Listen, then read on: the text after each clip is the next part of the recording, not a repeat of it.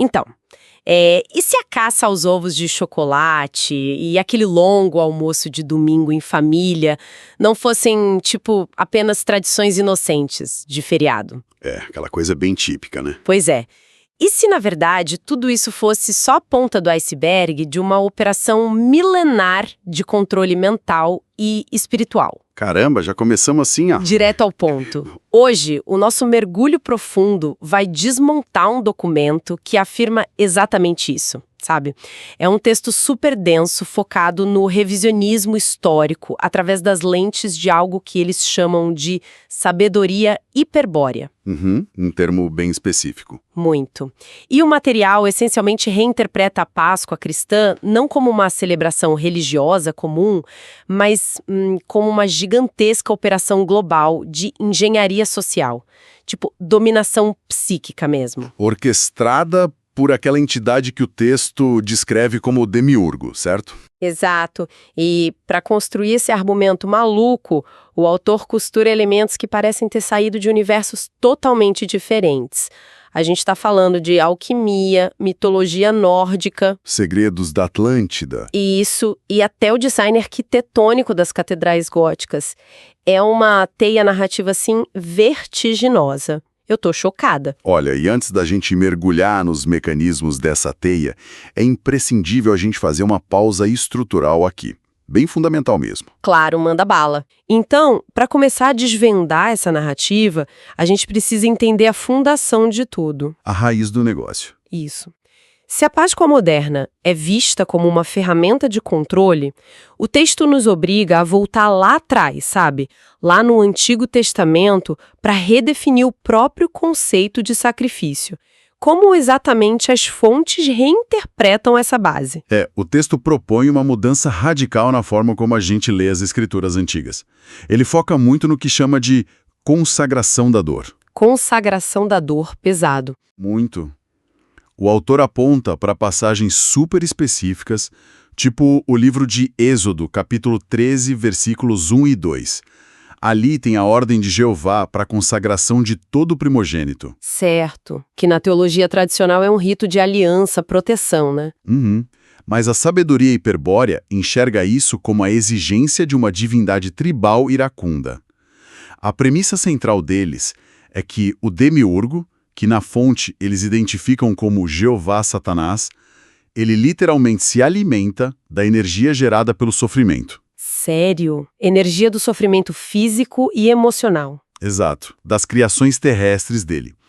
O termo exato que o documento usa é a congratulação do sofrimento. Caramba, então na lógica do texto, não se trata de um Deus buscando, sei lá, adoração moral. É uma entidade predatória consumindo um recurso energético. Uma bateria humana, basicamente. Só que isso cria um problema logístico. Não cria? Porque, exigir sangue físico constantemente, através de sacrifícios de animais ou primogênitos, me parece um sistema muito ineficiente para manter um controle global a longo prazo. E esse é exatamente o ponto de virada na narrativa do autor. O documento argumenta que na Antiguidade, especialmente ali na Judéia da época dos Macabeus, esses sacrifícios públicos e literais de sangue eram a norma. Tá. Mas aí entra a sinarquia mundial. Que o texto define como aquele governo oculto global, né? Isso, a galera que orquestra a humanidade nas sombras. O texto diz que eles perceberam que esse banho de sangue constante ia causar revoltas. Era insustentável. Não dá para manter o povo sangrando em praça pública para sempre. Pois é, e aí que entra a manobra que a fonte chama de branqueamento do sacrifício. A solução obscura e genial da sinarquia foi instituir um dogma irresistível. A ideia de que Cristo morreu por todos. Nossa, tentar visualizar isso em termos práticos é fascinante. É quase como se o demiurgo decidisse mudar o modelo de negócios cósmico dele, sabe? Como assim? Em vez de depender de um pagamento à vista, onde ele precisava extrair sangue físico repetidamente no altar, ele cria um modelo de assinatura perpétua. Olha, modelo de assinatura perpétua. Gostei dessa analogia. Né? Eles pegam o evento da crucificação e transformam num sacrifício contínuo. Assim, através da culpa gerada por essa morte, as pessoas continuam fornecendo a energia da dor para sempre. Sem precisarem derramar sangue de verdade. Exatamente, sem derramar uma gota de sangue físico. Essa analogia capta a mecânica do texto com perfeição. É a transição deliberada da extração material para a extração psíquica. Faz todo o sentido dentro dessa loucura. E para solidificar essa ideia de que a matriz material é movida a sangue, o autor vai a extremos. O documento resgata alegações super perturbadoras ligadas ao que eles chamam de Haggadah. E aqui não é o texto tradicional judaico, certo? Não, de jeito nenhum. É uma interpretação conspiratória do autor sobre ritos ocultos. As fontes citam casos jurídicos históricos infames, aquelas lendas urbanas tipo a de Andrei Yushchinsky em Kiev e a de Simão de Trento. Ah, aquelas alegações absurdas de assassinatos ritualísticos infantis na véspera da Páscoa. Exato. Eles usam isso para dizer que era feito para aumentar a santidade material. Da visa inicial. Sem dúvida nenhuma. E, observando a anatomia da narrativa, fica muito claro por que o autor utiliza esse material. Para chocar. Totalmente. Essas lendas seculares funcionam como ferramentas de choque. Elas são introduzidas para enquadrar a religião convencional não como um caminho de elevação espiritual, mas como um sistema de vampirismo energético. Disfarçado de piedade. Exato. A função disso na estrutura do texto é convencer o leitor de que a realidade física é um ambiente inerentemente violento e hostil. E isso nos obriga a fazer a grande pergunta conceitual desse material todo, sabe? Se a crucificação foi esse imenso mecanismo de coleta de energia, esse botão de assinar o plano perpétuo para a humanidade... Quem estava lá? Isso. Quem exatamente estava naquela cruz? Porque o texto não aceita a versão convencional do Jesus histórico de jeito nenhum, né? Longe disso. A tese das fontes avança para o conceito do falso Messias. Falso Messias. Tá. O documento acusa a narrativa cristã de ser um plágio massivo e estratégico de arquétipos muito mais antigos. Aí o autor introduz a figura de Navutan. Que é o Wotan, ou Odin, na mitologia nórdica, certo? Ele mesmo. Milênios antes da era cristã, os mitos relatam que o Wotan foi crucificado na árvore do terror, a Yggdrasil, e ele ficou pendurado lá por 9 noites, ferido por uma lança. O detalhe crucial aqui é o motivo dessa crucificação. O Wotan não fez isso para perdoar os pecados de ninguém. Ah, não. Não. Ele suportou essa provação de forma ativa, para descobrir as runas. Ou seja, para obter conhecimento puro, dominar a matéria e libertar o próprio espírito da ignorância. Espera, então vamos alinhar essas peças aqui. O texto sugere que a sinarquia olhou para essa história de um guerreiro nórdico que busca libertação através de um esforço superativo e eles pensaram, tipo, vamos sequestrar essa estética. Exatamente isso. O texto usa o termo memória de sangue. Memória de sangue. A ideia é que os povos antigos, particularmente os arianos, possuíam uma intuição genética e espiritual sobre a existência de um verdadeiro Christus, com K. Originário da Atlântida, pelo que eu lembro da fonte. Isso. Descrito como um guerreiro da luz incriada, sabe? Uma força de pura rebelião contra a prisão da matéria. A sinarquia sabia que seria impossível simplesmente apagar essa memória latente das pessoas. Então eles subverteram. A tática de controle foi subverter o arquétipo. Eles mantiveram a imagem poderosa daquele homem divino crucificado, mas substituíram o personagem, a intenção e a mensagem. E é bem aí que entra a figura de Jesus de Nazaré descrita pelo autor. E olha, as palavras usadas nas fontes são bastante duras. Bastante. Jesus é chamado de cordeiro castrado. O argumento parece ser que, enquanto o arquétipo original lá do Wotan inspirava a força, a rebelião contra as correntes do mundo, uma atitude heróica, a versão cristã foi, desenhada em laboratório para pregar a passividade. Para baixar a cabeça. Isso. A mensagem de dar a outra face seria, na verdade, um software de submissão inserido na mente humana. E a engenharia desse suposto software é descrita com detalhes minuciosos no texto. Segundo essa doutrina hiperbórea, o Jesus histórico não era a encarnação do Deus transcendente, mas sim um mestre ascenso. Pertencente à tal da fraternidade branca. Exato. Que, no léxico esotérico desse autor, atua como um braço de operações da sinárquia. O documento afirma que Jesus foi preparado desde o comecinho por uma seita oculta, os essênios, através de um treinamento extremamente específico. Como eles chamam mesmo? Cabala acústica. Cabala acústica. Isso evoca umas imagens de manipulação pelo som, sabe? Algo vibracional. Como que isso supostamente funciona na prática, segundo eles? A mecânica descrita ali sugere que não se trata apenas de rezar palavras, mas de dominar frequências sonoras capazes de alterar a própria densidade molecular do corpo. Caramba! O texto indica que os essênios treinaram o Jesus para manipular a própria ressonância vibracional dele, ajustando as cordas vocais, a biologia profunda, até que a estrutura física dele se alinhasse perfeitamente com a frequência de Jeová. Uma sintonia fina. Isso. O objetivo era transformar ele num avatar carnal perfeito, um canal terrestre estabilizado, feito sob medida para ancorar a energia do demiurgo aqui na Terra. Nossa, o nível de ficção científica esotérica aqui é altíssimo. Se a gente tem esse Jesus atuando como um receptáculo vibracional criado especificamente para a submissão, como é que o texto lida com o clímax absoluto da Páscoa, a ressurreição? Aí a coisa fica ainda mais técnica. Porque pelas fontes não há magia convencional acontecendo aqui, né? É uma espécie de física astral muito doida. É física astral pura. A ressurreição, para o autor, é um processo de mecânica oculta. O documento mapeia isso diretamente nas 3 etapas clássicas do desenvolvimento alquímico. Nigredo, albedo e rubedo. Exatamente. A morte violenta na cruz representa nigredo, a fase do escurecimento, da putrefação e dissolução da matéria. Aí, os 3 dias na tumba simbolizam a albedo. E a ressurreição em si é a rubedo, o estágio final de imortalização. Só que, e isso é crucial para a teoria, o texto alega que o resultado dessa alquimia não foi a ressurreição de um corpo de carne curado. Não foi físico. Não. Foi a criação de um corpo glorioso chamado Vajra. Vajra.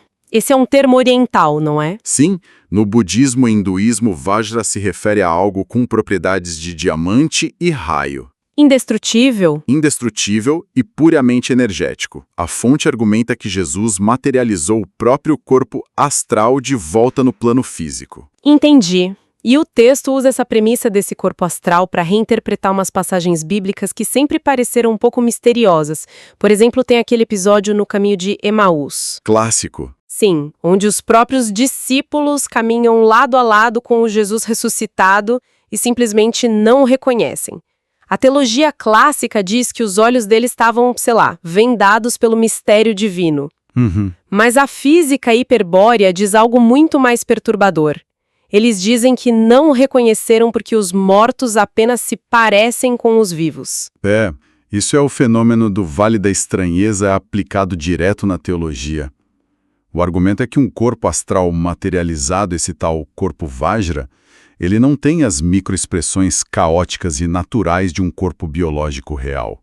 É tipo um boneco de cera. É uma cópia plástica, exato. Perfeita demais e, por isso mesmo, aterrorizante e irreconhecível num nível instintivo humano. Nossa, dá arrepios. E olha, tem um outro detalhe impressionante sobre isso. O famoso momento do não me toques, o noli me tangere. Esse é fantástico na lógica deles. Quando Jesus aparece para Maria Madalena e fala para ela não encostar nele, a interpretação dominical de igreja costuma focar no simbolismo, na ideia de que ele estava purificado e não pertencia mais a este mundo. Mas na lógica desse documento não tinha nada de poético, né? Era um aviso literal de perigo biológico. É completamente mecanicista.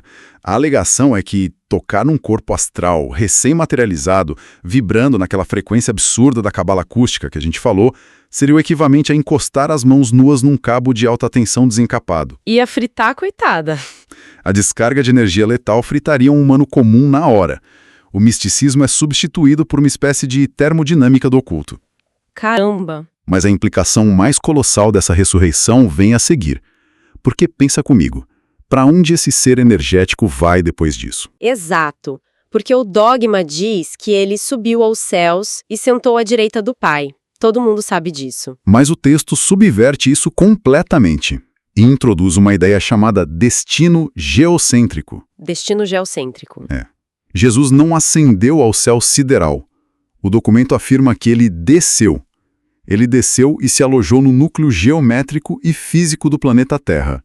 E lá ele se estabeleceu ao lado de uma entidade chamada Rei do Mundo. O núcleo da Terra. Tá, eu tô tentando desenhar um mapa mental disso aqui. É como se o centro do nosso planeta se tornasse uma antena colossal de transmissão arquetípica. E o Jesus pós-ressurreição, vestido naquele corpo de diamante, raio, age como um fantasma radioativo, emitindo tipo um sinal de Wi-Fi contínuo invisível para toda a superfície. A imagem é incrivelmente precisa. O documento menciona eixos geocêntricos. A tese afirma que, a partir do núcleo da Terra, uma força arquetípica de submissão, tipo uma frequência irradiante, focada na passividade, é transmitida para cima. Passando por tudo. Sim, e o autor descreve que essa energia entra nos seres humanos pela base da coluna vertebral, subindo ali pelo sistema nervoso para alterar a estrutura psíquica da humanidade. Isso é insano. O plano definitivo da Páscoa não era só um milagre isolado, mas engatilhar um salto evolutivo reverso. É forçar a psicologia humana global a se conformar ao que o texto define como o arquétipo judeu, que seria essa submissão total ao demiurgo criador. Mas isso levanta um problema logístico massivo, porque uma antena no centro da Terra, por mais poderosa que seja, ela precisa de infraestrutura na superfície. Precisa de repetidores, digamos assim. Isso, para garantir que as mentes humanas sintonizem nessa frequência específica, e não em qualquer outra coisa aleatória. O texto oferece alguma explicação prática de como essa engenharia social foi espalhada ao longo dos séculos. Sim, o texto não deixa pontas soltas nesse aspecto. E a resposta, por incrível que pareça, está na arquitetura. Na arquitetura? As fontes apontam diretamente para as catedrais góticas, descrevendo esses edifícios colossais não como lugares de adoração orgânica, sabe, de reza normal, mas como máquinas de pedra. Máquinas de pedra? Isso.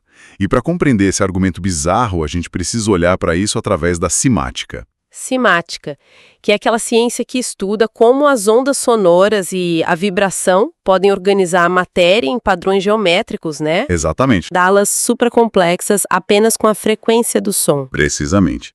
Agora imagina aplicar esse mesmo princípio ao corpo humano, que é majoritariamente composto de água. Uau! Na teoria apresentada, as catedrais góticas, com aquelas proporções áureas, abóbadas nervuradas e acústica milimetricamente calculada, elas são câmaras de frequência perfeitas. Tá, então quando as multidões eram reunidas lá dentro... Dentro daquelas paredes de pedra calcária... E o canto gregoriano começava a ressoar. O canto moldava a galera. As ondas sonoras moldavam fisicamente a bioenergia e a água celular de todo mundo lá dentro. Geração após geração comparecendo a essas missas, essa ressonância de formas tinha a função de reescrever o DNA espiritual da galera. Para apagar aquela memória antiga. Isso, apagar a antiga memória de sangue guerreira que a gente citou antes, modulando a humanidade para aceitar a forma cristã passiva. Cara, é um nível de controle assustador.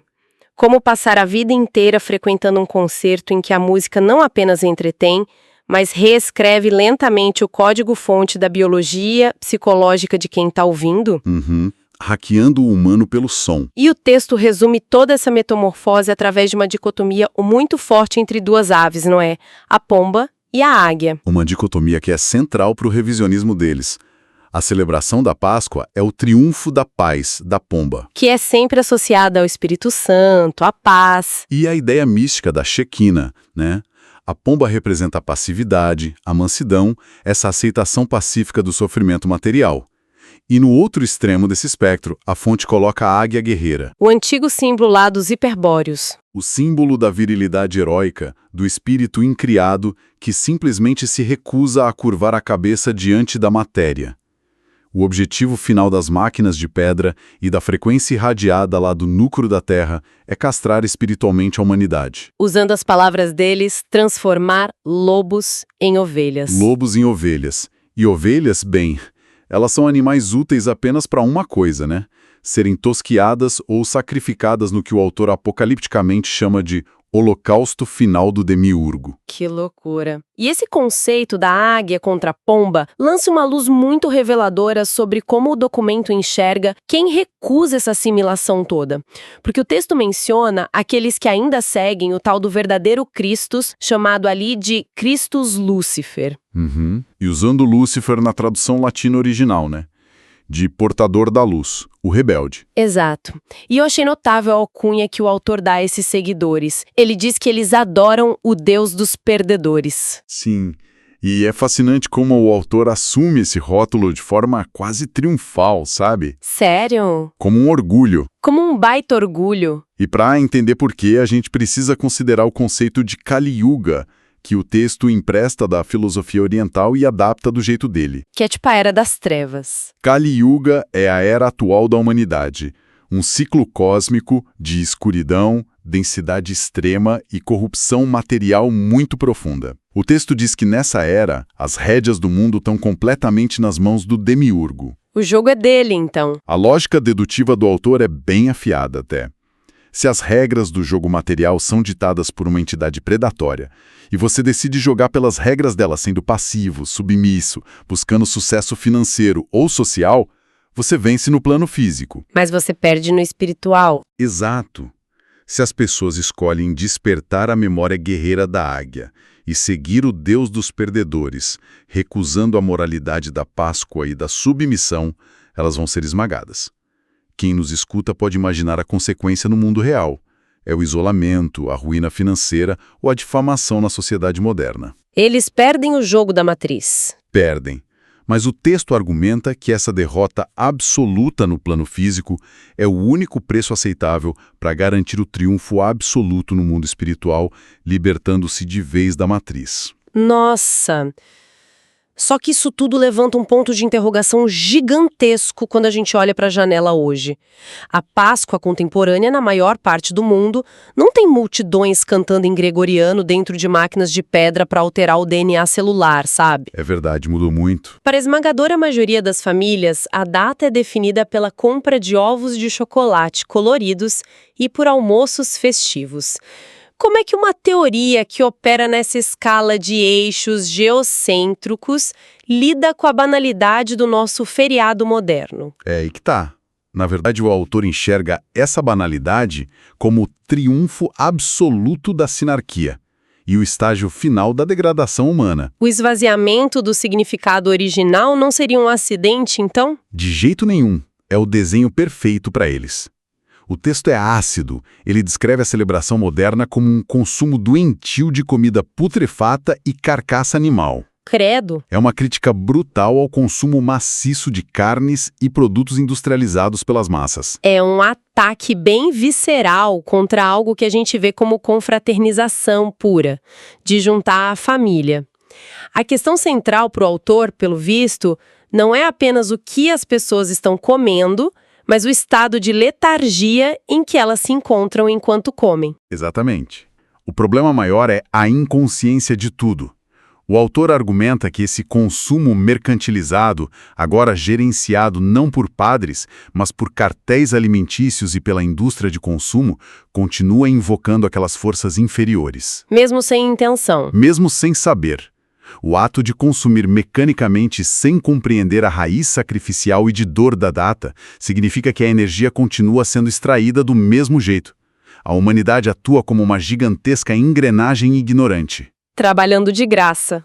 A máquina do Demiurgo não precisa mais do terror consciente. Ela agora opera no piloto automático, alimentada por um rebanho humano que está pastando alegremente sem sequer notar as cercas ao redor. É como concordar cegamente com os termos de serviço de um software vitalício, só que o software é realidade material e a assinatura é o seu próprio espírito. E a gente clica em aceitar todo ano. Todo ano.